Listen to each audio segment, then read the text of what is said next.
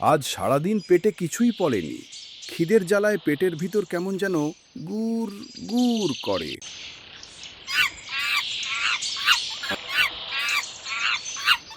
অত দেখছি একটা বানর।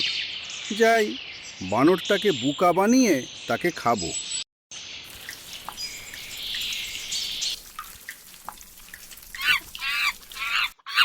কি ব্যাপার আমার বন্ধু, তুমি ভয় পেয়েছো? হে, আমি তো ভয় পেয়েছি। তুমি হঠাৎ করে পানি থেকে উঠে এলে। ভয় পেও না আমার বন্ধু, আমি বুঝতে পেরেছি তুমি অনেক ক্ষুধার্ত। তুমি যদি চাও, আমি তোমাকে নদীর ওপারে ফলের বাগানে পৌঁছে দিতে পারি। সেখানে অনেক সুস্বাদু ফল তুমি খেতে পারবে। তুমি কি সেখানে যাবে আমার বন্ধু? না, আমি তোমাকে বিশ্বাস করি না।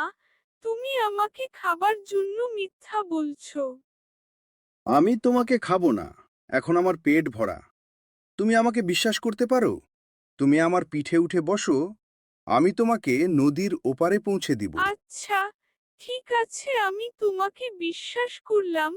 চলো তাহলে এখন যাই। হে বন্ধু, তুমি আমার পিঠে উঠে বসো। ভুকা বানর একবার নদীর মাঝখানে যেতে পারলেই হয়, তারপর তোকে মজা করে খাবো।